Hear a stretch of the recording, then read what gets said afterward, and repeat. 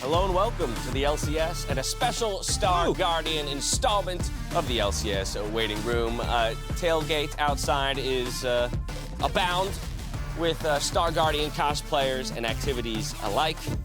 We here on the desk as well, taking part just to a degree. Raz, how you doing over there? You trying to get a tweet out? I'm getting the tweet out. Before the cameras turn to us. Will the man do it? Will the phone still be in the... Oh my God. Star Guardian from Genghis.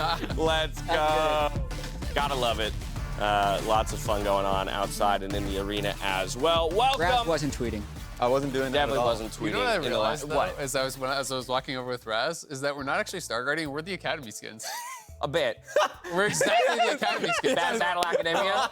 Yeah, we're all dressed like we're in school. And it's like, I'm like a professor, you know, we got a couple students here. Yeah, it's pre-transformation, right? Yeah. Like, this is when we're at school, and then later we'd run into... No, we're not the Star We'd run Guardians. into the evil, and we would go through the whole transformation. We're like the people in the background of the action movie that just die. We're the not so special kids. But like they weren't able to save Right, us. okay, It's you two tragic. die, and then Jat and I transform. We go through our whole no, I don't know about transformation that. sequence. Yeah. Enjoy. Yeah, we're We'd have some Jack and epic Star deaths, Guardian though. We would. crime We'd really fighting duo. over-act. Yes. Star Guardian skins are taking over the LCS today, so we're joining in just a little bit. And so to kick off waiting room, I thought it would be fun to key into the Star Guardian theme, but to try and bring it into the LCS, to try and tie it into the LCS in some fashion. So we're going to bring back dueling drafts. But what we're going to do is we're going to limit, Jat and Azael are going to be the two who partake in this. They're going to duel against each other. We're going to limit the two of you to only picking champions that have Star Guardian skins. Yeah. We've listed them all up here, or they're at least in the Star Guardian universe. Oh, we're diving. Yeah. We are diving straight There's a Star Guardian Taliyah? Is it a full draft? So there's a- way more than it's I a full-on draft, realized. so- I got asked about this yesterday. I didn't even know that there was 20 to do a draft. There's 25. You didn't know. There's 25. Oh 25 my chances. God. So, as you can see, we've flown up the lower third. Who's It blue- will be a full who's blue draft. side? Well, who wants blue? Do you want blue? Everyone wants blue. You want blue? I would like blue. And you want blue. Yeah. I tell you what. He didn't even tuck in his So shirt. here's the thing. He didn't. I was told not to tuck I'll my give you shirt. that. You definitely Jack did more came a little prep bit for more. this. But this is the reality. Punished. At the end of the day, I have to get in an ice bath because of that man there. Boom. Okay? And because of that, Yeah. Azael, I'm going to give you blue side Thank you. arbitrarily. Thank you. I Let's go. appreciate that. From the blue side, Unbiased. Azael, let's dive You got into the first ban. dueling Let's go draft. fast. All right, I'm banning Taliyah. Okay, we're gonna get rid of junglers fast. I'm banning Poppy. Okay. We're just going Armageddon then. I'm banning Fiddle. Okay, no! I love it. I All love right, it. Echo's gone. Echo's gone. Yeah. Okay. What are we We're gonna have the jungling, craziest guys? compositions. I'm gonna ban Jinx. Okay, that's kind of a waste of ban. All right, what's the best first pick? I'm gonna make sure that A jungle, I'm assuming. that there's like basically no junglers left. We gotta go fast. I'm banning Morgana. You can kind of jungle that. Okay. Okay. That's like the last jungler. I don't know. How does? I'm gonna go. Oh yeah. So let's repeat the bands real quick, just so we They're can- on the graphic, right? No, I know, but the last two was Jinx and then Morgana, So Poppy, right? Fiddle, Echo, Taliyah, and Morgana and Jinx are all gone. Yeah. Perfect. Okay. Yeah. Jinx. Yeah. So Jinx, now it's first Morgana pick were time. those You're on the last two. clock. Yeah, I'm gonna go Ari. Okay. Ari. Okay. First pick mid laner. Raz, how do you feel about the priority on mid I'm a lane? little concerned because I see one potential jungler out there. I'm not going to say the name. But Do you, Azael though? is taking the risk, yes. I gotta look it up. Let's see here. It's Yeah. an old Ooh, jungler, but it checks out. I Yeah. see a potential jungler as Yeah, well. I'm gonna go Urgot because it's hard there to you find go. AD in this game. That actually was not And my he's thought. a flex pick, so Yeah. why would you not Okay. want that? That was the jungler I was Yeah, thinking yeah. about. Okay. Urgot, and then I'm still gonna want some setup, so I'm gonna go Zoe mid. Get some priority. Okay. Mid. Urgot Zoe. I'm gonna take Zyricon. Nice. That's a good pick. The That's a good lovers pick. duo for the bot lane. Yeah. Yeah. And that's also my favorite of all of the Star Guardian skins. All right. I mean, if you're going Zyricon, I gotta pick Ezreal so I don't just die instantly. Okay. He's going Ezreal. All right. There's only one more. Now we got bans. Yeah. So you ban, right? Oh, right. Okay. So, what can you possibly jungle with that I just need to continue to remove? One, I guess. I'm gonna get rid of Quinn. Okay. That was my thinking Yeah. for a Quinn's jungler decent. was a Quinn. I still have one I that. like that ban. All right. Quinn's gone. I'm banning Rel because that's the only other engaged champion that's left. Ooh. Urgot can engage. I will then ban. You're looking for jungle top, which is tough. I'll ban Nico. There it is. That was Okay. literally the only Okay. jungler in my mind. Oh, boy. I'm not joking. Wow. All right. Final ban here from Azael's side. One that technically works. Okay. I'm gonna ban. You need a support. Who do I want to ban with Ezreal? I'm just gonna ban, I don't know, Lulu, I guess. There's a lot of support. All right, There's a lot of stakes. supports. I'll go Soraka. Soraka? Okay. Yeah. Soraka's a pickup, so support You're going locked in. Soraka. So I need top jungle here now.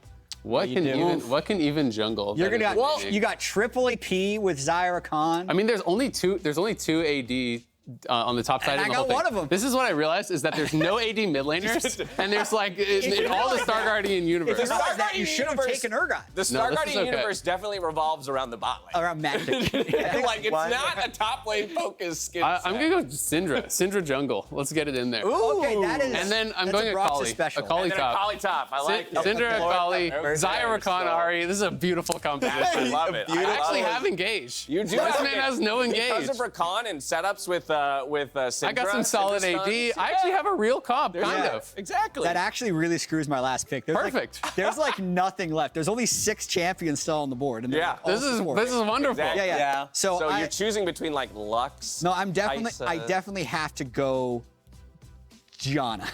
He's going Jonah. We're going back to have to go- Spring I have to Split, go baby. Jonah I slammed this game. I have a Kali into Jonah top. I have Zyra Khan bot.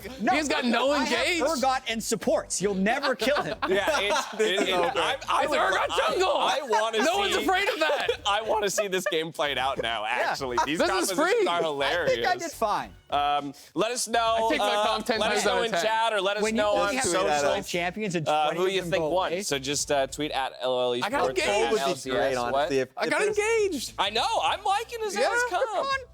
I'm liking his I would comp. actually I think love- the Syndra Rakan is just very built good. those traps Very good Ezreal set. Soraka bot lane versus Zyra Khan. I got a Kali versus Jonah top lane. You're I'm never liking killing my odds. anyone. You're all Azael's, magic damage. I think Azael's coming. How, it's about, This I is mean, how free. I late got does the Ari game mid. go, I guess, right? The only thing I'm concerned about is Zoe's range against that comp. Zyra. I That's definitely what the took Rakan is Soraka for, there. baby. It is, but I got a diver with a Kali in there. Yeah. I think if I just take a Kali on 4, it's better. Yeah, it is. Yeah, but you picked Soraka. That's There was why 100 Soraka was an Big interesting mistake. move That was when you a had a big lot of enchanters Yeah. available. And It you was had an to interesting follow. move. Yeah, it was Very interesting. That's where the interesting aspect of the It was a draft pick that he was able Yeah, to make yeah. The at that time. sideline coach It was interview. an available pick. It wasn't Yeah, available the sideline pick. coach interviews. How do you feel about the draft? I made a big mistake.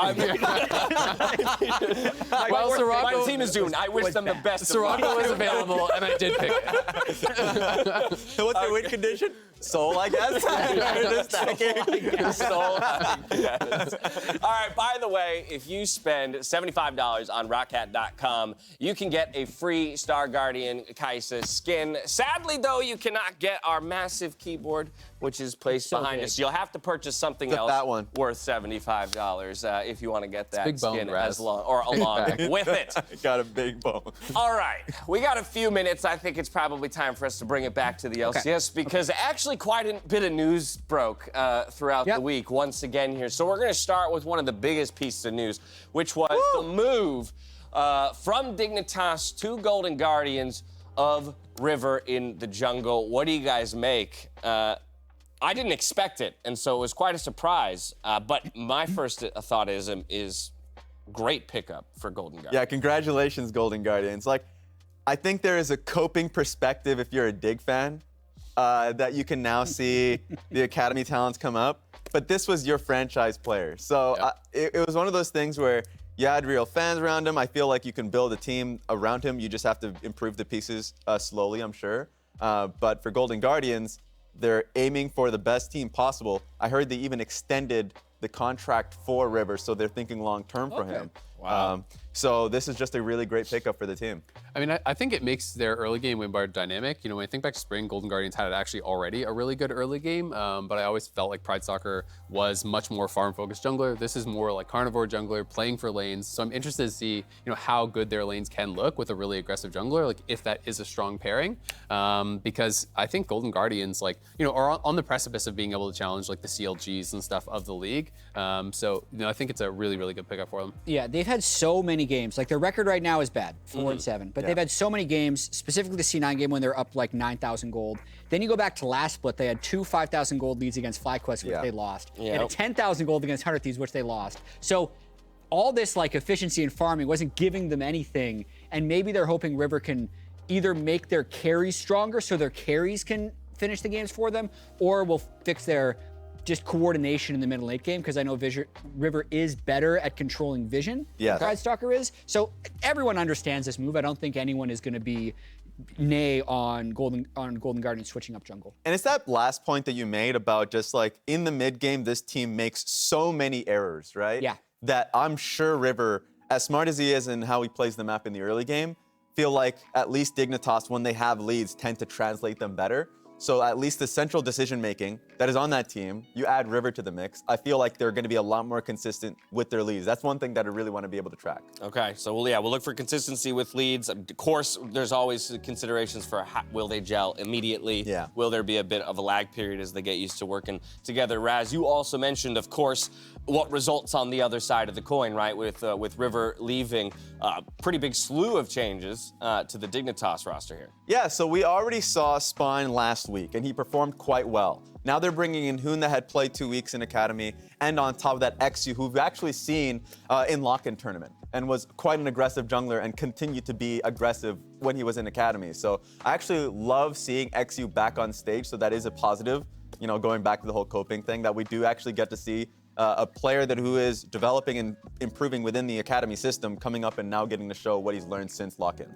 I mean, I think it's cool that the players are getting a chance, but I think we've also seen like the right way to kind of bring up talent, and that's kind of the EG blueprint in a way, right? Where you're surrounding them with some stability, so there's some things that you can kind of judge by. I think it's really hard when you're just like, put in all the rookies, and then it's like, how do you judge them when you don't really have any place that is truly stable, right? Like, sure, you have Biofrost as a veteran, you have Blue who has some experience, but Blue hasn't really been that stable. You're pairing Biofrost with a rookie, you have a rookie top side. It's like, how are you supposed to accurately judge what is the problem here? Because like, I think everyone knows Dig is now not looking at this year anymore. They're looking at next year, right? So it's like, this year is a wash. They're gonna be 10th, almost guaranteed.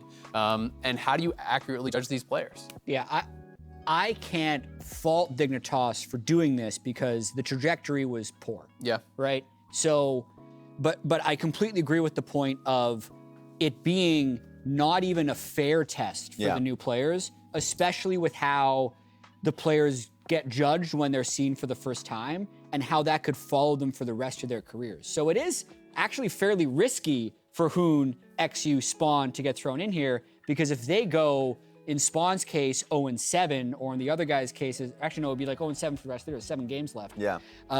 That will hurt them going into next year, which could possibly be why a player like Soul doesn't want to play LCS on TSM because he thinks he needs more time. So I would say, just if you're watching, like, be very kind to the Dig players, because this is not necessarily a fair situation for them to be thrown into. And that's where we're going next. We got to talk about the TSM situation as well.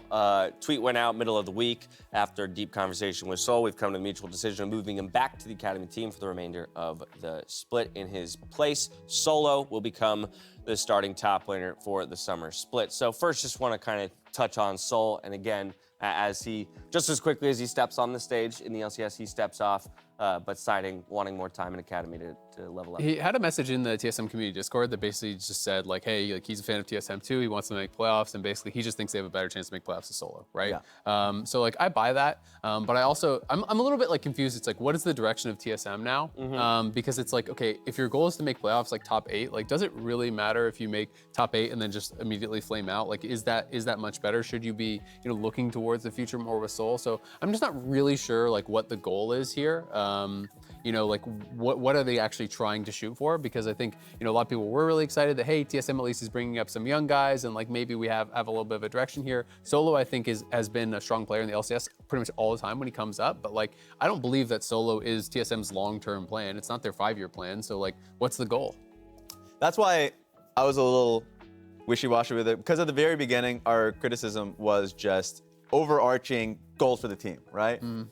If you're in development, you really shouldn't care about that. Look at that list of teams for Solo, by the way. That is a lot of teams. He's had quite the history in the LCS. That is true. A mercenary top He just laner. presses like pro play Q. And he just like gets thrown on a like, team. this team this week is in need of a top laner. Here you go, yeah. But like, to the positive, to the point that I was making was more so like, at the end, there is a lot more games that are played in Academy.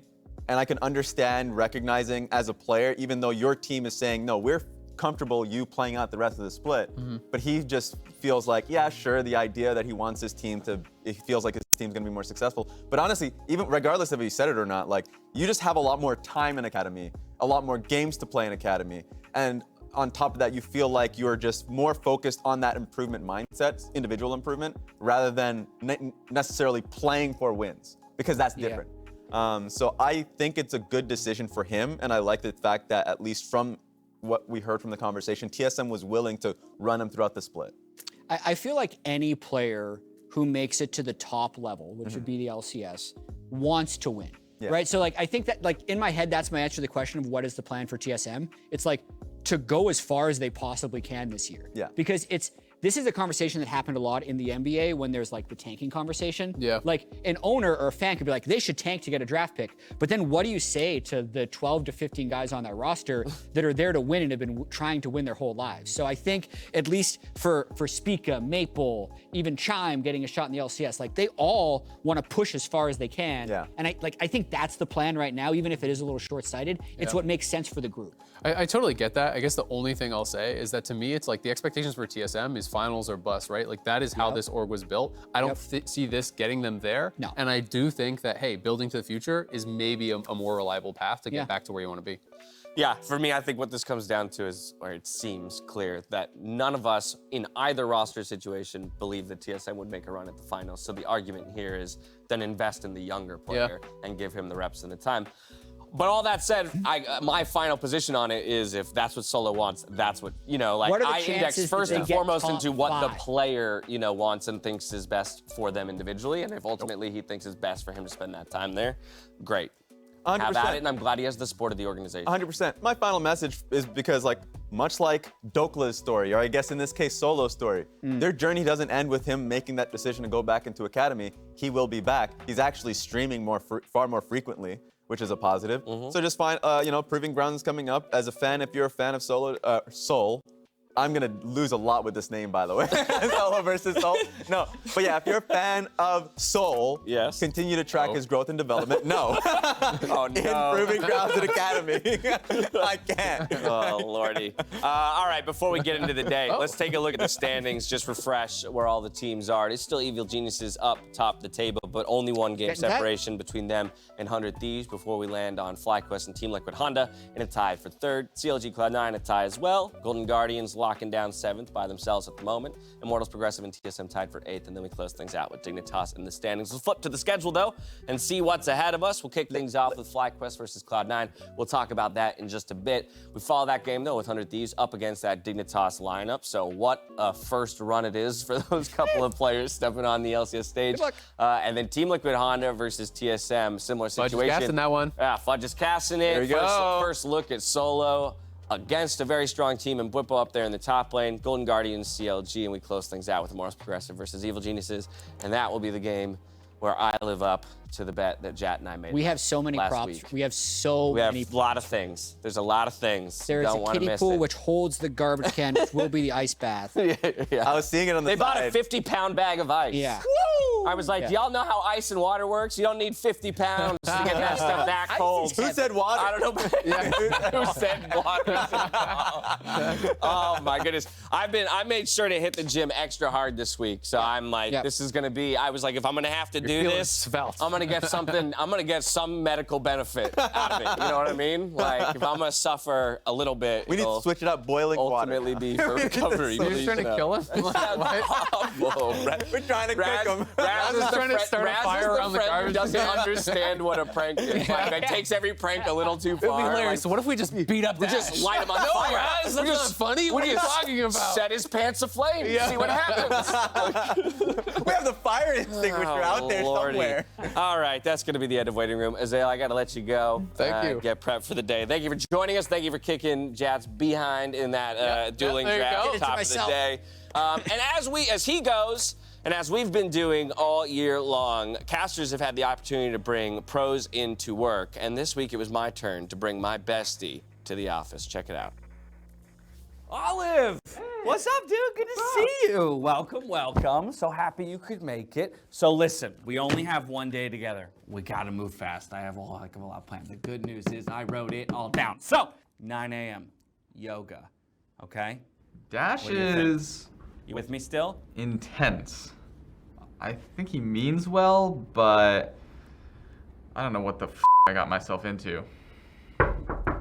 It's done. And so I set you up with a desk. I just figured if you had any work to do, I get you a comfortable setup. This looks like my desk from home. Oh, I know. You're a light sleeper. All right. Now it's time for a quick survey. How long is this gonna take? It'll take about 3 hours. What? Okay, question number 1. How much money do you make after taxes? Yeah, I mean, Blaze, Olive, and I, we've hung around each other for years, right? But it's not every day that you get to just get that kind of intense one-on-one interaction with somebody. And then, like, to become best friends? That's pretty cool. When did you hit puberty? If you could only save 3/4 of me, which 3/4 would it be? All right, lunchtime. Wasn't sure if you liked crust or without, so I made tuna sandwiches, one with, one without. Whichever one you don't eat, I will. Out of 10, how much do you like me? And feel free to go over 10. Selfie time! Those are perfect! What's your favorite kind of olive? I don't like olives. Cool, so I thought it'd be fun to wrap things up by recapping our day as best friends. Forever. Right? Because that's what we are. Okay, let's get into it. So obviously we got to start here. Lunch. It was bright and sunny, and I made sandwiches. Who took these photos? We were alone. Okay, Olive. Asking questions in the middle of a presentation, quite rude, especially when your question might get answered throughout the course of the rest of the slides. Which brings me to this moment, my favorite moment of the day, the moment we became best friends. And then this is us recapping all the fun that we had that day. Isn't that cool? That was now. How are you doing this? Oh yeah, I mean, Blaze Olive's, he's got to be somewhere around here, right? But I tell you this much, we are having a really great day. I think I am absolutely... You've been served.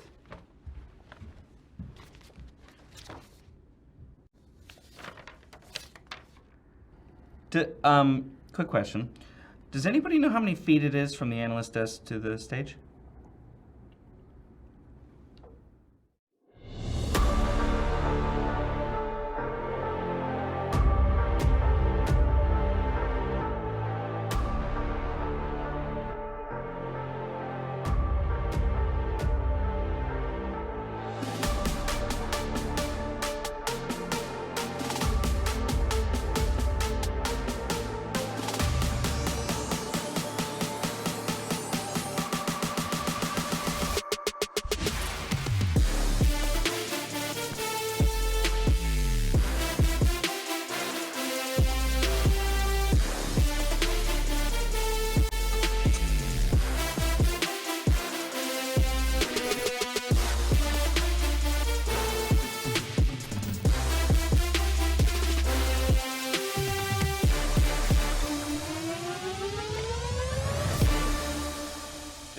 Moving.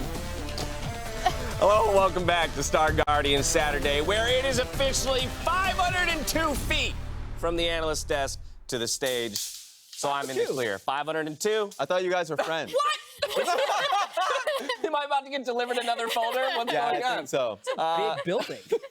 Welcome back to the LCS. Emily's hopped back in to help us preview the rest of the day, particularly that game 1, FlyQuest versus Cloud9. It's a big matchup for both of these teams, you know, just outside that kind of top 2 position, looking to battle it in and just create separation between all of the teams that are, you know, somewhere or somewhat equivalent to in the standings. Absolutely. And when I think about these two teams, so much of it comes down to expectations. So much so that I have... This is the best way to explain it. Okay. So let's just say, like, a 10 is up here. All right. And like a 0 is down here somewhere. Perfect. Got it. An excellent circle. I already hate so this. at the start of the year, let's just say you expected like there wasn't that much hype for FlyQuest. So you expected them to be like there, right? Okay. And with like Fudge and Jensen, Fudge being top, Jensen mid, Blaber 2-time MVP, you're expecting C9 to be like here, right? Okay. However, I would say C9 is performed probably like that. There we go. Which feels pretty bad because there's that distance. Yeah, that's how graphs work. But FlyQuest feels really good because they're like, they're kind of up there. Yeah. Right? Right. So that's like the upward distance. It's a bit thicker. Yeah. See that. But when they're playing against each other, you have all these warm, fuzzy feelings with FlyQuest, and then these negative feelings with Cloud9. Ooh. But if you draw the straight line between the two, this is what we call an even line. No! Oh my God. Well, that is not what we call. Oh, what's happening? That's an A. Did you just write even with an A? Earth? That's He did. Evan. That is not an Evan line. It's an Evan line. Evan, come get your line. How are you doing, Evan? Oh, Lordy. So there's just a big line, but it's so really Right. like it. I heard some people saying last week, like, oh yeah, based on what we've seen, FlyQuest is just better than Cloud9. Maybe. Like, they're definitely much better than we expected them to be, and Cloud9 is worse than they expected them to be. But I think Cloud9, anyone can win. Raz, what's your gut? Is one of those two teams better than the other there? You know? I mean, My gut is hard. Because Jet had him on an Evan line. True, you can't. And so I don't really know how to you can't evaluate. disagree with Evan. Right? Reliable Evan source. knows his lines. He does. And so, like, for me, it's really tough. And I think the reason for it, going into specifically FlyQuest, because naturally I would favor, right now, current form, FlyQuest a little more because they just actually beat C9 in the first round robin at the tail end of it. And they were doing that consistently to other teams. It felt like FlyQuest was just they already had a strong team fighting identity since last split. I think they were really strong in being able to have a strong enough draft to favor toucouille and Josedeodo specifically, and their team fighting late game was strong. Now they just have a good early game. So they're really just filling in a lot of the holes.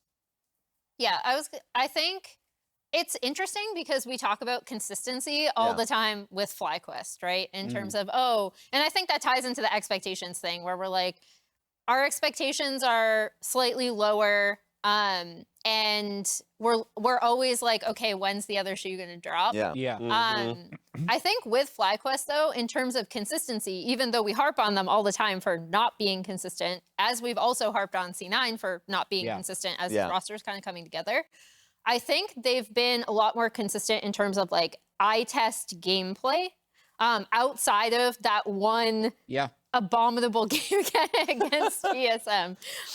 So I think like if you look at some of their early gameplays, if you look at their setups, if you look at their drafting, you can find bits of consistency in there. In particular, we've talked about it so much. toucouille is performing really well, and Josedeodo, I keep bringing him up in a lot of our most improved discussions because I do think his understanding of the game and his communications with his lanes has just improved exponentially since last year. I mean, deservedly so, bringing up Josedeodo and toucouille as well, top performer for the squad. Speaking of the man himself, let's get a word from him on improvements that he's made since the LFL.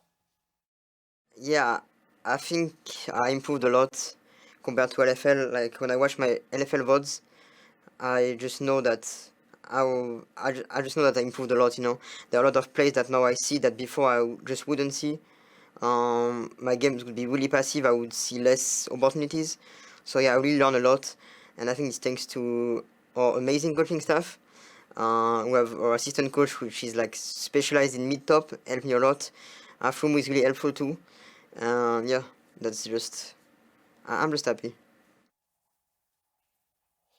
I mean, this guy has blossomed pretty spectacularly throughout the whole year of 2022, I feel like, for this FlyQuest squad. And it's made me a fast fan, to say the least, both in watching him succeed, but also every time that guy's on camera, I got a smile on my face. Yeah, and just hearing about how he felt like he developed as a player. I remember hearing that him coming to FlyQuest, a lot of that was based off the faith of he would be allowed to develop as a player.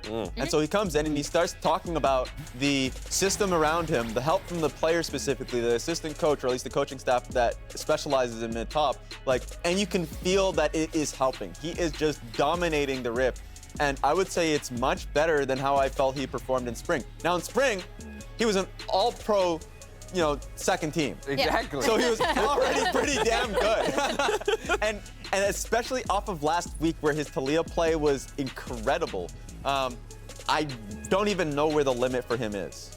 It's interesting talking to the other FlyQuest members, in particular Afro, because I talked to him at the beginning of the year and then more recently on stage last week. And he kept harping at the beginning of the year on how we have like good players. Yeah. We just need time for them to like grow and develop. And toucouille was one of the ones he cited as like, this kid has so much talent, like so much talent. And it's just a matter of learning a little bit more beyond what his lane looks like in terms of the rest of the map. And I think his understanding of side lane pressure and the way he works with Josedeodo similarly has really, really improved. Yeah, and he reminds me a lot of, at least his introduction to the league, a little bit of like Jensen, when Jensen first came into the league, and the support around him on Cloud9 was there. The team was really circulating around him. You had literally wards on both sides of his lanes at all time. Yeah. People were playing through Jensen. He was allowed to basically be the player that he wanted to be, and it felt like this is what's happening to toucouille on FlyQuest. So getting to watch this game, them go up against each other, is actually really fun to see. Yeah, I mean, both of them actually had big-time Taliyah performances last week. Jensen also had a solid Orianna game, and it answered our question, like, when are we actually seeing Jensen play Orianna? His best champion. C9 means business when Jensen is playing control mages. And mid lane was actually very impactful last week, and it's a very important piece of both of these teams. But I really do love the comparison between these two players, where both of them had enormous talent, which was displayed before they made it to the LCS. toucouille with an LFL MVP, Jensen being this like solo queue god who had controversial DDoSing allegations and permanent bans from the incarnation days. But it does take more than a couple weeks to really start seeing the talent. So toucouille's here in like month 7, Jensen is in year 7, and I think we saw more of the classic Jensen last week than we had previously in the Summer Split. Think he's turning a corner? He's turning it back on. It's happening. Especially with the mid lane pool opening up a bit finally on this most recent patch. And like for people that don't know, the Player of the Week ratings were really, really close. It came down to that final game, and it was between toucouille and Jensen seeing who was going to perform it, because toucouille was in the final match.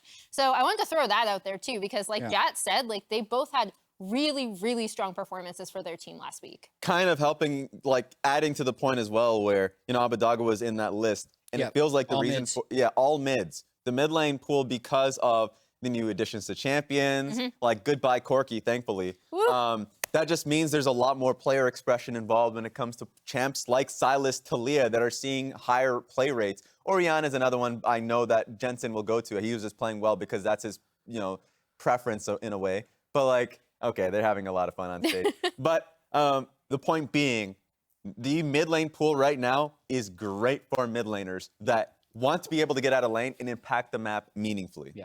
So I want to attempt to use Jat's expectation versus reality construct. I'm wondering if we can maybe pull it back I'll do up. it quick. But basically what I'd like to do is now use it to talk about the expectation versus the reality of today. Okay. So let's we're going to do predictions, but also talk about what our expectation versus reality is. So I'm going to start with Emily. If they're able to get it up, they're able to get it up. If not, we'll just have the conversation. Honestly, slow it down. Don't just let them say, okay, they brought it right back up. All one this time. So first, let's get us back to an Evan line. Okay. First, give us our Evan line. Give us the Evan line, right? Okay. So the Evan line, this is where we agree both teams actually are, is essentially what we had said, right? That was the thesis, is that they are Evan. Okay, I want to know, is Cloud9 today going to elevate from Evan and back towards the expectation? Okay. Is FlyQuest going to do the same thing? Like, where's the movement of today going to be? Because somebody's got to win. The expectation line was like, whoa! Oh, no! Remind me to cross it off the list. No expectations allowed. It actually let me click remind me tomorrow. It did. So let's hope that was the right choice, by the way. Yeah, so it's like, Ooh, I like this already. We're back! There we go. Whoa! Okay, so you'd say they're tanking and they're back. What's happening to FlyQuest, Chat? We have the Evan line. The Evan line. I'm not going to say Evan. That broke it. So yeah, these were the expectations. for both teams. Okay. And okay. now, and then like, And the blue this line. is kind of how they've been performing. Right. Okay. But so Then where will the teams Where are be they going today? to perform today? Yes, that's what I want to know. In relation to the Evan line. In relation, don't do it again. He's doing it again. It's gonna break the telestrator The again. Evan line. Yes. in Okay, we relation- got it. So This I is want your best everybody one to yet. tell me where they believe these two teams will perform in relation to the Evan Yeah. line, and that will bring us to our prediction. Predictions. Let's. So I said C9. I think this is a coin toss, to be honest, because it's a Okay. best of one. I've seen really phenomenal individual performances out of C9 members, and I think the thing that has to happen for the team is that they bring it all together, right? And so I think that will happen in this game against All right. FlyQuest. So raise like a yellow line or some kind of Yeah. line over there by like an This inch, is- right? So this is so, Emily so right there. Emily just boosted the Cloud9 squad Okay. by an inch I there can over the Evan barely line. see that. I don't know if it's just It's all right. behind. It's all right. I'm gonna- All right. I'm gonna cheat a little bit. Raz, Can I talk to cheat me a little about bit? Am I FlyQuest. allowed to cheat? Yeah, Professor. I mean, Go for it. go ahead You're the and professor. try. You Let's look see like what it. Let's see what happens. You look like the professor. Let's see Okay. if I catch you cheating. So, end of pre-split, I said Cloud9 would be, or at least I expected them to be a champion team, a contender. Okay. I said they Right. would be a champion. Yep. Right now, I have FlyQuest winning. You have got FlyQuest winning. Yeah. So Wow. if you want to say that's hedging my bets, fine. But I think C9 is not there yet. They will get there. They will have a boatload of games when it comes to playoffs and when they're near it. But at the moment, FlyQuest are a more consistent team. And also just their early game just feels a lot better and a lot more transferable from their previous game. Now, so is that you saying that FlyQuest is better than the Evan line, or that that C9 is worse than the Evan line? I think Because C9 I'm is wondering. It's worse. They're a little worse than the Evan line. Okay, Oh. so he's actually trying to claim that it's a Cloud9, lack of performance or measuring up to the Evan line. So then, Jack, what are you thinking? Because right now they're kind of counterbalancing each other. I'm a positive guy. I think. Sure. Yeah, I've always said that about you too. Yeah. Okay. Positive. Usually fellow. when people ask me about I that, think FlyQuest. So I think they're going to continue to elevate. They're like a little above the Evan line, but I think Cloud9 is close. I think they're going to continue to move up, and which is why I'm predicting Cloud9. all right, Okay. so we got a Alright. little bit of waiting over there towards Cloud9. The Evan line will tilt in their favor. If someone is just looking at this screenshot, It they're makes just like, no sense. what on earth All is of the going color, on? like what was the color choices here for certain things? We got green and blue on both sides. red? I don't understand. We're gonna have a conversation about this later, but for now we're heading out to the arena. FlyQuest has a few words though before we get there for their CEO turned competitor, Trisha. Take a look.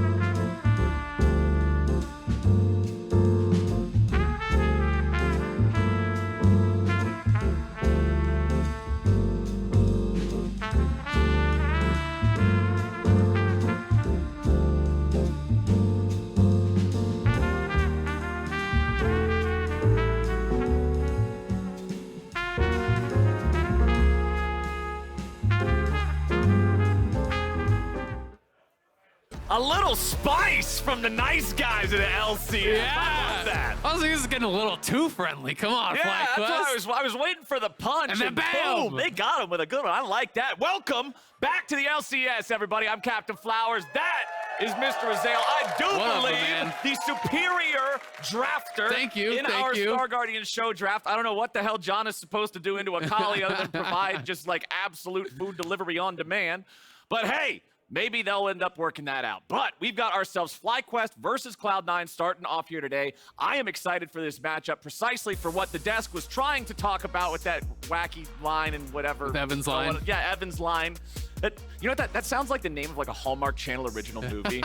This summer, one man will be truly tested. Evan's line. Evan's line, rated R. So now we'll see who truly is closer to that line and if FlyQuest can take the win over Cloud9, who has historically been one of those top teams. FlyQuest always in sort of that underdog spot, but hey, they're looking ferocious now.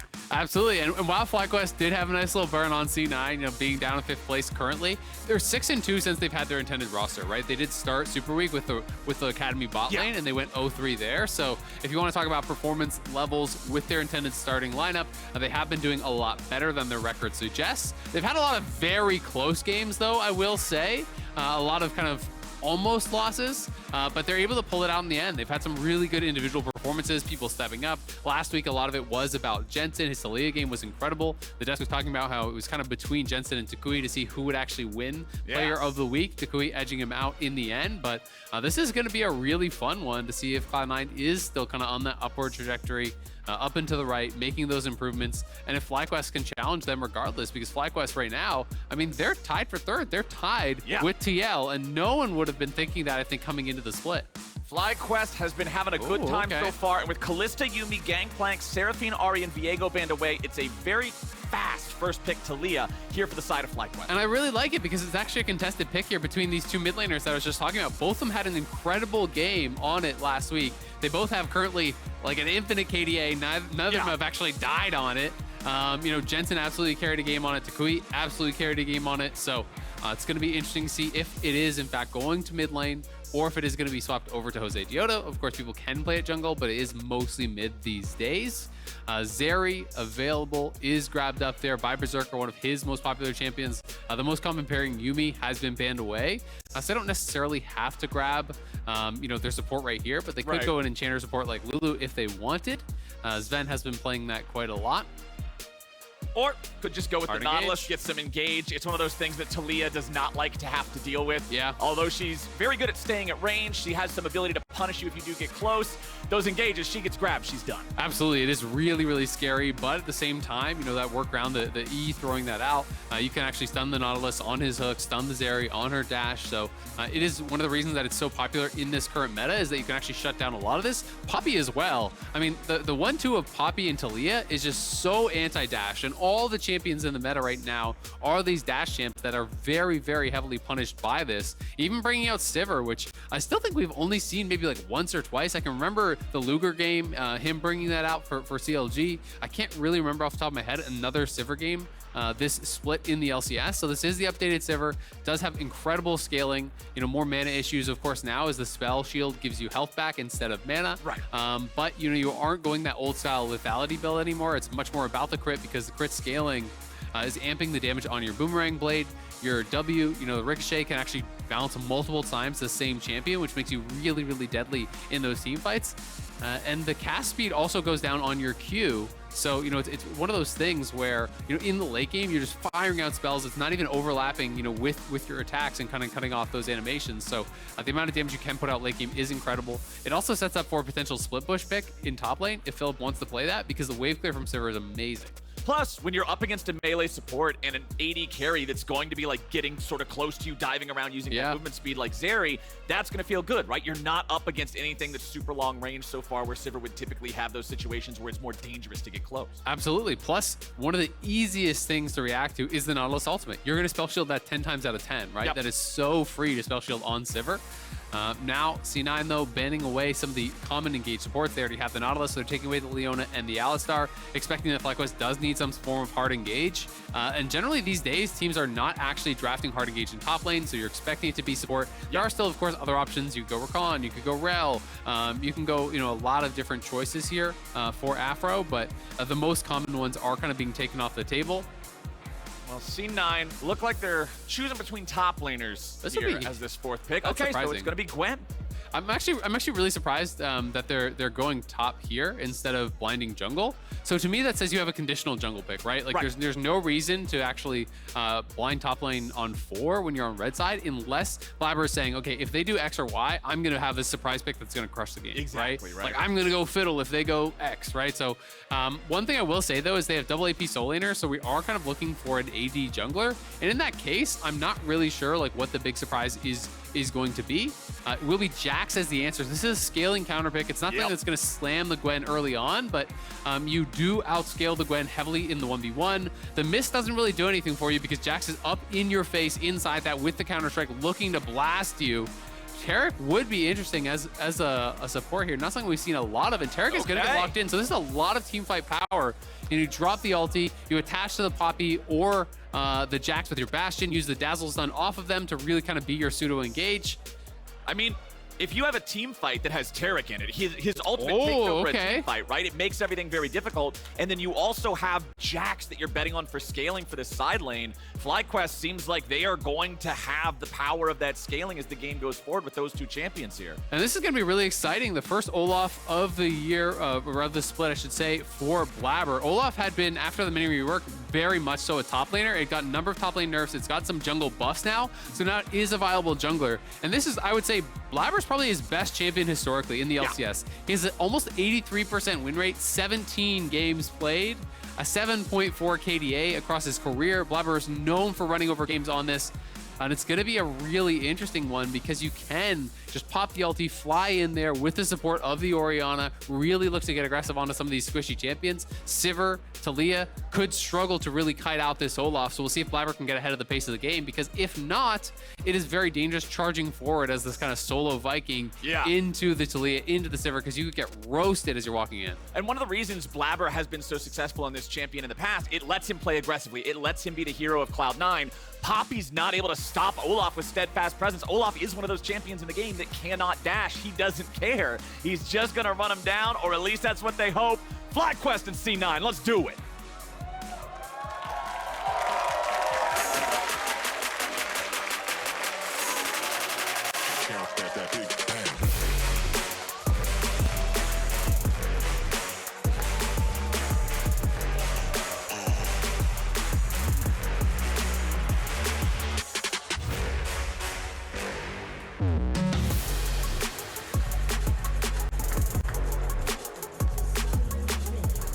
On to Summoner's Rift as our mid laners come face to face. Lots of eyes here on this matchup. Isaac, both of these guys have the power to put the game in their team's hands. Absolutely. It's going to be a really exciting one. As I said, incredible Taliyah games from both these players last week. The toucouille gets it this time around. When you think of Jensen, I talked about historically, what would you say, Blaber's best champ is? Most people will point to the Olaf. For Jensen, it's pretty much guaranteed to be his Orianna. 84 games played, 72.6% win rate. That is absurd. This guy has always delivered on it, and he's been one of those rare players that doesn't seem to need the setup to land those shockwaves. He always seems to find the angle to really deliver with that. He's such a beast in the team fights on it. So it's going to be exciting to see how he can perform here. He is playing Flash Ghost, so it is not DP. It is much more about the movement spells here, about being able to kind of weave in and out. And against these melee champions, it is really important to have that move speed advantage. And as the minions are about to collide, let's hear what toucouille has to say about his opponents for today's game. Honestly, I feel like C9 has not arrived to the final form yet. I see a lot of mistakes that I think those players should be able to clear, because they have a lot of experienced players, So yeah, I'd say now they are not really scary, but maybe they will be later on. Yeah, fair enough. I think that's the same read that most people do have on this. You can see Philip is actually trying to zone Fudge off experience. If we could click on Fudge, we can see if he actually did get XP for those waves. But I think at least he might have missed one of the melee minions. So that's why Philip is playing so far past the wave. Interesting to see, though, Philip never uses Counter-Strike. Just now is he using it. Does get a nice little trade there. I'm going to go right back in with the fast 2. Nice. So Fudge now chunked very low here.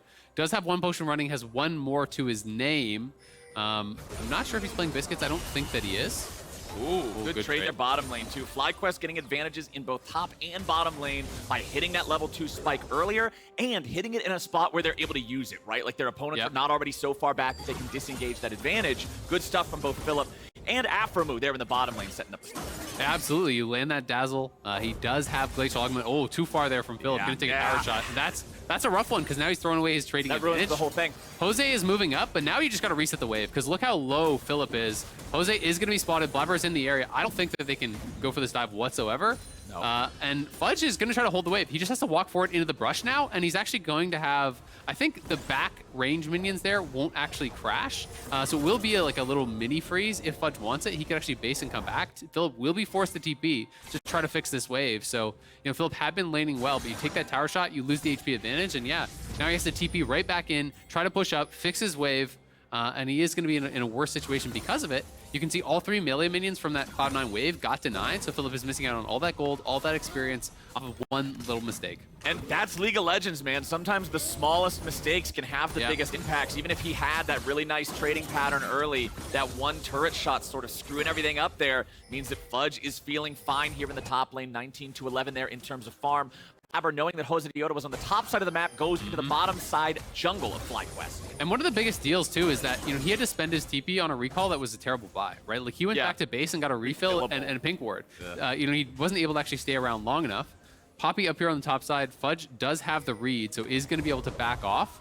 But this is annoying for Fudge because now, see how the wave got stacked? So Philip walks through the tower, stacks the wave, so that will push away from Fudge. That does mean that a lot of these minions are going to be denied. So now Fudge is in that same situation where he has to actually TP back and fix the wave. Did get a little bit of a better buy, of course. Got the Amp Dome plus the refill and the pink ward that Philip did get. And he'll be able to shove this out, fix that wave. Won't be too big of a deal. And Philip, unfortunately, goes back to base, still has no buy. So a little bit of an awkward situation here early on, but still, in this matchup, you are more playing for the long game. You're playing to outscale, looking towards multiple items. If you really want to build for that 1v1, you can even go things like Wit's End, which are super, super effective. You're not only against Fudge, but Jensen's in there too. And Zeri even has quite a bit of magic damage, so like I think Wit's End is actually a very good buy there.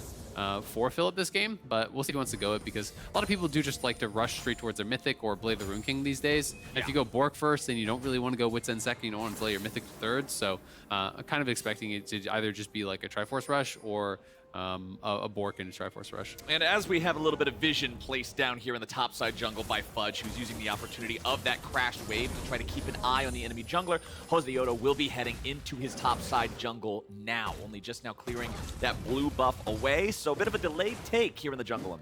But I mean, look at the farm between these two junglers, right? Look at the gold advantage. No one has died yet, and C9 are up 800, well, it was, excuse me, 700 something. Now it's actually cutting away. But still a good 500-600 gold at this point in time with more minions left for them to farm. Nice little trade there from toucouille onto Jensen. Stuff there. But most of it is really just on Blaber, right? Blaber is actually up 3+ camps and took the dragon. So, Poppy was more hovering around topside. Jose pathed top twice to try to look for dive angles, didn't get anything from it. As a result, Blaber is just going to be way ahead of the curve of the game. Jensen stepping up here as toucouille does not find the seismic shove onto him. And I mean, when Olaf has been popular and has been meta in the jungle before, his clear speeds have always been incredible. And that's what you want to see these experienced Olaf players like Blaber doing, is knowing exactly how much they can power farm and take the advantage of that. As Philip smacks Fudge around a little bit here in the top side. Blaber's coming around mid lane. They're going to try to dive top, though. That's the more important thing here, is they're actually going to look to dive. Fudge is trying to get away. He does not have any mist to protect him. There's your steadfast presence. Nicely done from Josedeodo. And first blood goes over to Philip. That is massive. The third trip towards top lane there from Jose pays dividends big time. Jensen on the roam up towards top. We'll see what he can find here. Oh, a nice flash stun into the wall comes out from Josedeodo. And now Philip's able to pursue him. Flashing over the wall. One more leap strike will be enough. Jensen gives him a freebie, and it's Josedeodo delivering the punish. Now Blaber trying to see if he can pick somebody else up here. Zven's made the rotation as well. Josedeodo and Philip trying to get away from this. Blaber coming in, can't be disabled, but there comes the Jax counterstrike. Not enough just yet. toucouille jumps in. toucouille's got no mana, but Blaber's got no life. toucouille with a seismic shove to throw Zven back away. And he tries to get out, staying close to the terrain, flashing out of the way, and the dredge line can't lollipop to hit him. Man, it's getting spicy in the top lane. Fudge, early laning was going well for him, but now it is a disaster. When he gets zoned off that wave, you can see he was trying to fight heavily for the wave to actually hit 6 to try to be able to clear that out with the needlework. Did not get 6 prior to the dive coming through, though. So he's forced to run, and it was on a double, if not triple stacked wave, so he lost all that experience. Jax gets not only the first blood, but gets a double kill, and now Jax is so far ahead of this Gwen in a matchup that outscales. It is absolutely brutal to play from here for Fudge, so you're going to have to be depending on the rest of your team to really try to carry this one. And bad goes the worst because Zven, he did make a great roam up towards top, but Zven was the one who got the shutdown kill. So you can see Fudge, he's trying to fight for the wave because he knows a dive could be coming. They know this Krugs respawn, Jose could be there, but having used the Shroud here early, realizing, okay, I actually can't get to 6, Jose just comes straight in, tackles him right against the wall, gets the stun, phase rush proc, so he's just utilizing the Q to keep him slowed, staying up ahead of him. Nice timing there on the Poppy W, stuns him up on the dash, and then up comes Jensen here. Jensen was hoping to, I think, he honestly, he needed to just flash back to the tower, I think. I don't think he was expecting the flash Poppy stun. And then from here, he's looking with the Ghost to try to shockwave him behind, but he didn't quite get the timing as Philip Sleep Strike comes back up, gets that kill. Then, of course, Blaber arriving, Zven arriving, as it was a bit of a chase down, but really unfortunate for C9 that Blaber didn't actually get the kill. You know, the shutdown gold goes to Zven, so no carries. Being able to actually get that gold here, and toucouille just barely able to limp out of this one, trading flash for flash with Zven. A nice job there on the seismic shove, and then as he flashes away, flashing in a straight line, just barely getting out of the maximum range of the dredge line. Had to have a little bit of sweat on his forehead after that one came out. Look at the gold between Fudge and Philip. You see the FTX total gold. Fudge is down with the supports.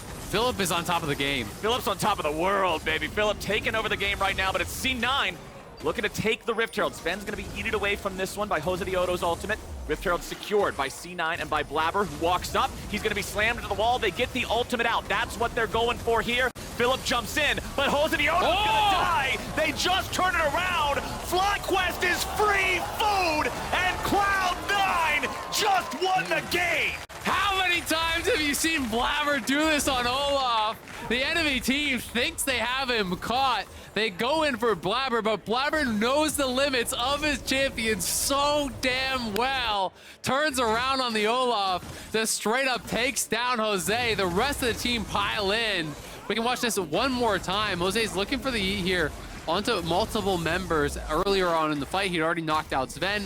Then lands a stun on Blaber. Blaber says, all right, I'm taking this fight. He doesn't flash, doesn't have a way out, gets the speed up and the shield there from Orianna, goes straight in, kills up Jose. Philip's looking in for the multi-man stun, just assuming that Blaber was dead. But Blaber comes back in, kills him off as well, does eventually fall, but then Fudge needlework through everybody on the team. Berserker's rolling in with the AoE. Jensen's in there with all his spells hitting multiple members. And what looked like it was going to be a dominant game here through the top side for FlyQuest all of a sudden is very heavily back in the favor of Cloud9. That was absolutely awesome for C9, and now FlyQuest got to figure out what else they want to do. Josedeodo and that fighting sucks for Fudge 1v1. Yeah, Fudge is not having a good game personally, but his team is doing great, helping him out here as they're coming up top, looking to make this happen again. Orianna ball goes over the wall. They don't want to let Fudge die here. toucouille coming up now, trying to help out the rest of FlyQuest. C9 disengaging when they see that it's a fair fight because Fudge is already half dead. Yeah, absolutely. I mean, yes, C9 does kind of push them out of there, but now Jensen and them have to walk back, and they don't have vision here. This is awkward. It's going to be a 3v2. Blaber now spotted. Blaber goes in. He wants toucouille. Taliyah can't He's got it! That's what I'm talking about. Taliyah cannot escape. Once the Viking has found his way in, it is Ragnarok, baby! FlyQuest head for the hills, and Blaber is heading straight for the top of the scoreboard. He's gonna kill him too! Going underneath the turret for Jose, and Jensen gets paid! Blaber is just going insane on the Olaf. Fifth pick, who cares about top lane? It's Blaber that is the counter here. Has the earlier Sunderer, has the Herald, full mid lane tower is gonna be going down here. Who gave Blaber Olaf? That's a good question. He's gonna get it this game. I don't think we're gonna see it on him for a while after this one is Cloud9.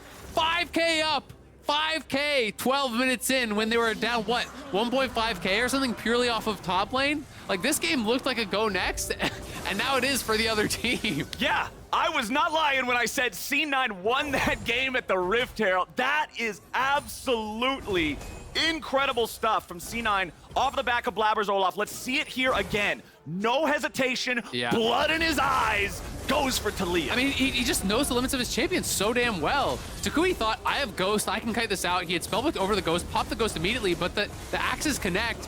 Blaber just has no hesitation. He knows the exact limits on this champion better than anybody. He's gonna go straight in for it, has Jensen behind him.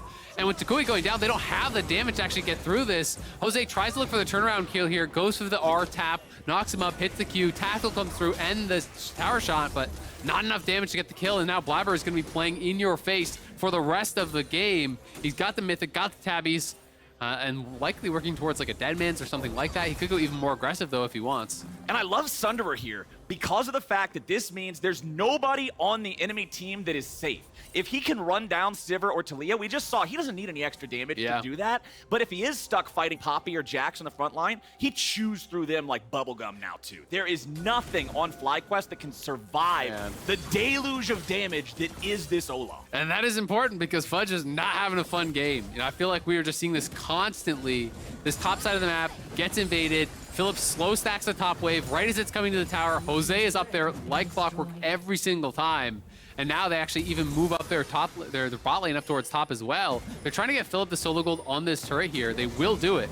Okay, but Fudge getting stunned to the wall. FlyQuest coming in trying to make a play here, but Fudge wants to return the favor. Pours some damage into him. The Taric ultimate is already out. C9, they want to try to make anything else happen here. No, they don't. Don't have their AD carry. They got the ulti out of aphromoo, so considering that's a pretty long cooldown early, they've got a couple of minutes where they don't have to be really afraid here. C9 does already have both of the early Drakes in this game as well. We've been having so much blood, we haven't had as much time to talk about it, but things are going wholeheartedly their way. I mean, the discrepancies in these lanes are just actually crazy, right? Like, you're looking across the different carries. Yes, top lane is boom for Cloud9, but you look at the gold difference, you know, across mid, jungle, and bot. You know, it was like almost 2K up for a lot of these people. Like, Berserker is so farmed here. I think any top laner in League of Legends will tell you, if one team's top laner is ahead and the other team's everyone else is ahead, you don't put any money on the top laner. No. Ever. It's not, that's not Sorry, the current, Fudge, maybe next game, bud. That's like, not the landscape of the current League of Legends game state. Fudge is just, hey, he gets to put up his feet, recline his chair, hop in the back of the car, and just go drive down Easy Street. Exactly. It's perfect. A good time. It's prepping him for the cast later on. Right, you know? yeah, we have Fudge later on today for game number 3, and that's going to be awesome because he'll be able to tell us about how he hard carried. He was tweeting. We can see if he's mentally broken. He said he's about to 1v9 LCS broadcast today, so he's putting all his eggs in that basket. He's chilling in the game here. Yeah. He's having a good time, man. Now, Blaber's the one having the best time. Blaber's the one who's just absolutely going to town in this game. Phillip coming in from the side. They'll look for Jensen. They're putting the CC together and going after him. The Cloud9 mid laner just goes boom. But now Blaber's looking to get something back. He flashes in, but he can't do it. He's run out of the Ragnarok, and FlyQuest have found some crucial kills. Yeah, that is huge. FlyQuest is group 5. Walk over, look to take a fight here. Jensen and Blaber, they are confident in any 2v2. They're probably confident in any 2v3 even. 2v4 though? 2v4, 2v5, I don't know. do not have it, but they were not expecting everyone to show up like this for the scrap, and now FlyQuest getting some room back in this game here, starting up the Herald. 3 members of Cloud9 though in the area. Look at Phillip though, he's coming out on the map looking for a flank angle here. I don't think Cloud9 can actually try to challenge. Now, the important thing here is, yes, this is awesome for FlyQuest. They desperately needed those kills. They desperately needed that Herald and the objective bounty with it. But let's not get ahead of ourselves. They've got a long way to go. It's still a 4,000 gold lead at 16 minutes. They are still very far behind, and they still cannot afford any more egregious mistakes with Blaber's Olaf nearby. It was a very nice play there. It was overconfidence from C9, but FlyQuest is going to need probably 2 or 3 more of those to get it back to even. Yeah, absolutely. It is going to be a tough road back for sure. They do have some really good scaling, though, and Taric is an awesome answer to the Olaf because it's so telegraphed. This guy doesn't do anything tricky, right? He pops his ult. When he pops his ult, he's going to run at you, right? So, you know, if you can survive those few moments until the Taric ult does come down, there's not really like a fallback plan for Blaber. Like, he's got to go in and he's got to kill you off. So, you know, you're either trying to look to burst prior to that Taric ult landing, or you're trying to, you know, force out the Taric ult without fully committing as the Olaf and then have it for afterwards. So we'll see if they can handle it. But again, Fudge up here alone on that top lane, just playing very respectfully. Has honestly done a good job to only die once this game. Like, they've been up there so much. Jose has made like 5, 6, 7 trips up towards top lane in that Krugs area. He knows his team is getting stuff on the other side of the map, so no need to go crazy. And they are already at 3 dragons. This is one of the powerful things about Olaf. One of the best at actually soloing up these early objectives. Takes it down very quickly, so they're on pace for about a 22, 23-minute soul here, and that's going to be where FlyQuest has to be ready to fight. And not just a soul, Hextech soul. This is not a Cloud Dragon map. This is not an ocean map where you have mostly squishy champions. Hextech soul is so scary. Even the individual Hextech Drakes giving attack speed and ability haste, those are desirable stats for every single champion in the game. This is a very, very intimidating position to be playing from for FlyQuest. They got about 4 minutes, 20 seconds of breathing room. Yeah. That's it. Yeah, and they're just going to have to hope. Basically, your best shot as FlyQuest is that you hit 2 items and Cloud9 has not hit 3 items, right? Because that's what C9 is actually looking towards. You can see, I mean, Johnsun is an entire item behind Berserker right now, right? You know, the BF sword is basically equal to the Zeal or thereabouts. And then you're looking at a PD on top for Berserker, so he's massively ahead. You know, same deal in mid lane is another full item there. You know, this is kind of the problem that they're facing, so they have to hope that Cloud9 does not hit their 3rd item, that they can hit their 2nd, and that they can be within striking distance if they really execute well on a fight. Well, that gold lead is currently about 4.8, 4.9 thousand, so we'll keep our eyes on it, where it goes relative to that as we get closer to the Drakes. Remember that we still have the Eye of the Herald in the inventory of Josedeodo. It is running out of time. It will not last long enough to be deployed during that dragon spawning, so they can't wait and try to go for that sort of an angle. Where do you want to see him use it here? Because objective bounties are available. I want to see FlyQuest get something with this eye if they can. Yeah, absolutely. I mean, I would have said just drop it wherever Philip is, right? Try to get more gold on the Jax. I think he's your best hope in this game. If Philip can kill someone in the side lane, that buys you time. That actually opens up the map a lot. They are heading down towards that, so I would say play through your Jax. That is your strong point on the map right now. If they can get Philip to a point where he can really take over, that would be very, very big for them. And they're just going to send 5 bot, but this has been spotted. The sweeper is actually going to see the pink ward, but there was that one ward in that side brush that it's not actually going to spot. You know, this ward right here, FlyQuest did walk by, so now Fudge knows, okay, I can safely shove out top. Berserker pushes out mid. They are going to drop the Herald here, but it's just going to be for the charge. They're not actually going to try to stay around and cash out on the tower. Yep, Jensen and Zven both down here to protect this one. There comes your charge. Not quite enough to take the turret down, so no objective bounty money coming back in. The gold lead a little bit higher than it was a minute ago here for the side of C9 as they'll continue maintaining control over this bottom of the map area. You can see the vision game right now. All the wards from FlyQuest are placed down on their own half of the map. They are very much in full defense mode right now. They know how dire this game state is, and they can't be making unnecessary risks. So Philip does have the wit's end now. He did a little bit of a different build than I've been seeing. You know, obviously going for Sunderer. Sunderer is always really popular in pro because it's just kind of slightly more tanky. I have been seeing a lot more Triforce these days in solo queue. Triforce is getting a lot more popular. It's kind of higher DPS option. But Sunderer, wit's end, really strong 2 items here against Fudge, against Jensen, really against the whole squad. And as you start to hit, you know, 13, you have max out on the leaf strike, so the cooldown becomes very low there on your Q, on your E.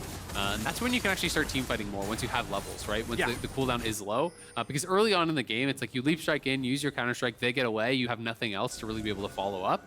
But once you have some CDR, once you have those levels, it becomes much easier to constantly be leap striking forward and actually sticking to some of these hard to get to targets. I mean, that's one of the reasons behind Jax's incredible scaling capabilities, right? It's the fact that all 3 of his spells really just feel so good with lower cooldown, but they all start out with not that great cooldown. I mean, W is pretty much half a spell with level 1. Like, you get 30 extra damage on your stupid bonk and an auto attack reset. Like, that's junk. But once it's level 5, it's so scary. It adds so much DPS. Yeah, absolutely. I mean, that obviously the passive autos as well, right? All kind of in there. Again, back up towards top side.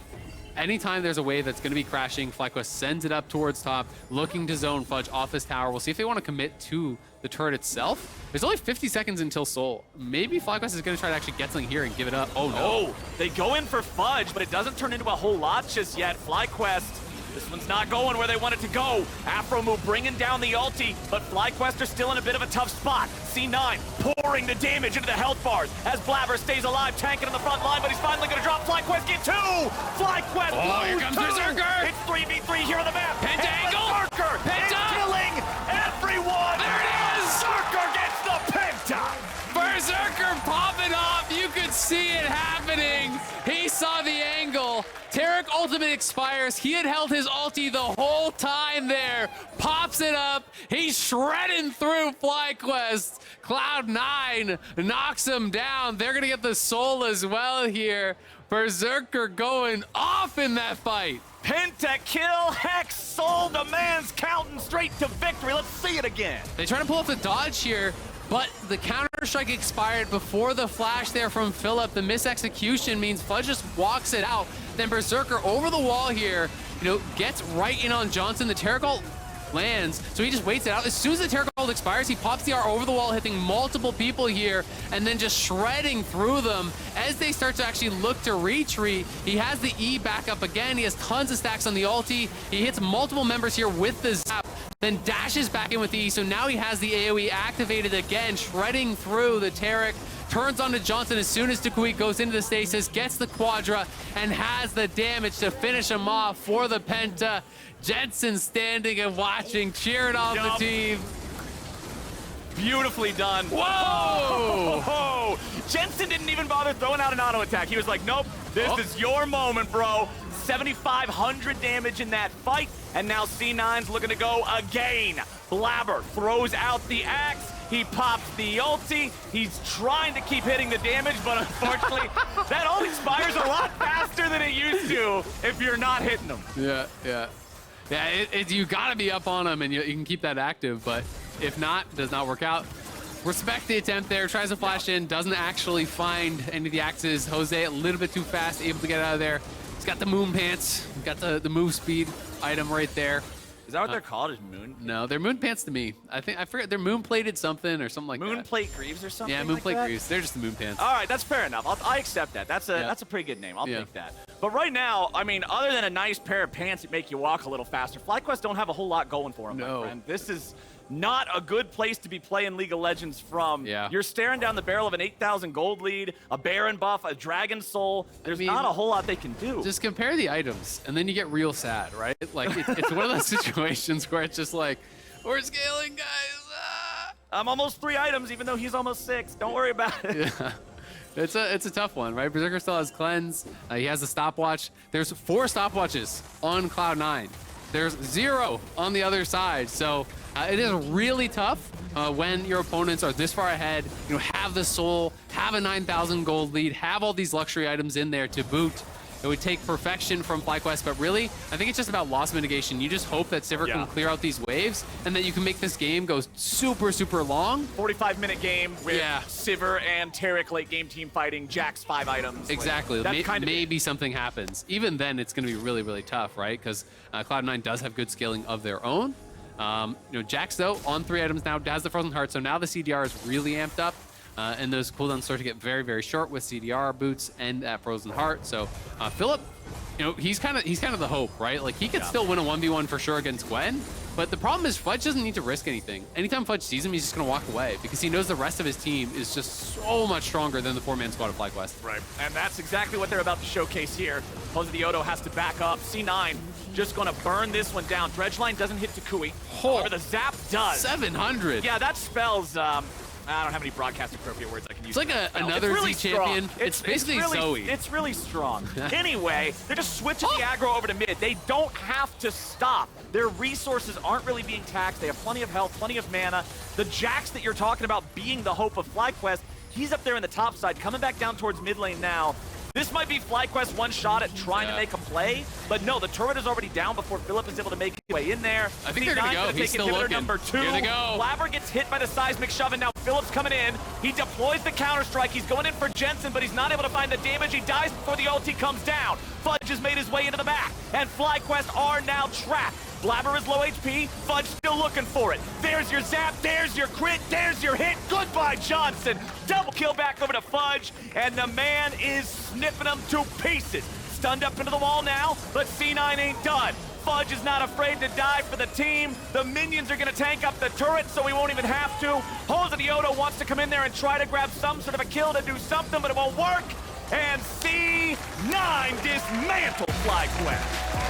What an exciting game, man. Action start to finish in this one. Cloud9 stomping through FlyQuest. FlyQuest had the smart early game plan, really put Fudge behind, but it was the team fighting from Cloud9 that reigned supreme. You cannot underestimate the Blaber Olaf in the early game. This champion has been changed, but he ran over some of those early game skirmishes. And the late game was all about Jensen, all about Berserker as well on the Zeri. He got a pentakill in this one, was crushing through FlyQuest, and FlyQuest was just put so far down so fast, they didn't have any real way to come back. I mean, FlyQuest had that nice first 8 minutes of the game or whatever, where they were able to build that 1,500 gold lead.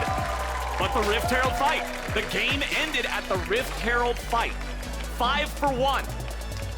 You take that trade, and I'm not an expert. I'm not a gambling man. When I go to Vegas, I just eat food. But you know what? I'll put money on that every single time. 5 to 1, you take those. Absolutely, man. Cloud9 looking great today. Even Fudge got to have some fun at the end of the game. Gets a triple kill right at the very end after being zoned off the tower for what felt like 20 minutes straight. You know, not allowed to really play the game in the 1v1 whatsoever. The game plan really clear for FlyQuest, but yep, you know, just not actually being prepared for that Olaf. The 5th pick here for Cloud9 really caught him off guard, crushes through him in those early skirmishes and in those team fights. And Blaber Olaf is a terrifying thing to behold. My friend, things like Blaber Olaf make us all excited about some League of Legends. And you know what else can get you excited about some League of Legends? That's right, we are talking about the LCS Finals in Chicago.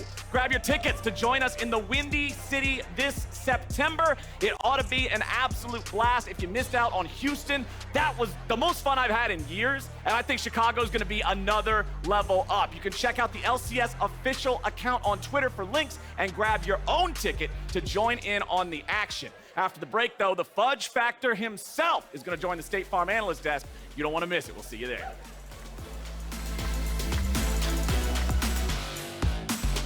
Philip jumps in, but Josedeodo is gonna die. They just turn it around. FlyQuest is free food, and Cloud9 just won the game. This is awkward. It's going to be 3v2. Blaber now spotted. Blaber goes in. He wants toucouille. Taliyah can't get away. That's what I'm talking about. Taliyah cannot escape. Once the Viking has found his way in, it is Ragnarok, baby. C9 pouring the damage into the health bars as Blaber stays alive, tanking on the front line, but he's finally going to drop FlyQuest. Get 2. FlyQuest. Oh, here comes Berserker. It's 3v3 here on the map. Berserker is killing everyone. There it is. Berserker gets the penta. Berserker popping off. You could see it happening.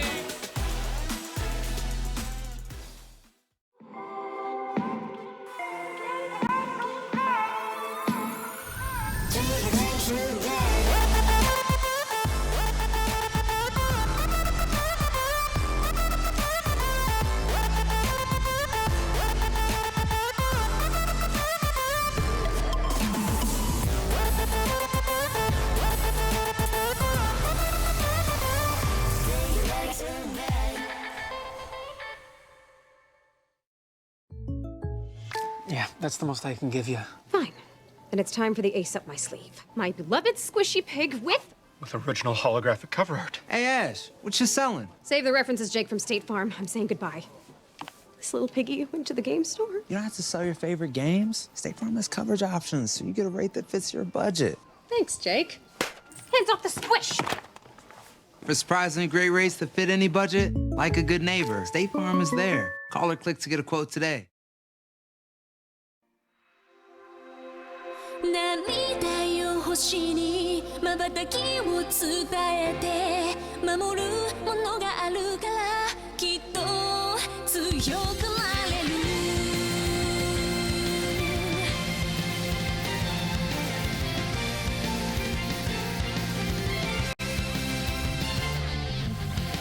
語るべき言葉なくした星の守りでは時の果て夢の果て闇に立ちすくんだ風を呼んでみたんだ空に向けて誰かを呼んでみたんだ光求めたソリチュードかすかなレゾナンス確かに届くロマンスそんな流れ星たちを抱き留めた明日が見えなくだって乗り越えなくちゃって奇跡の奇跡描き未来へつなぐ Yo we have 心のフォトンが銀河にこぼれて道を強く照らすバディブライ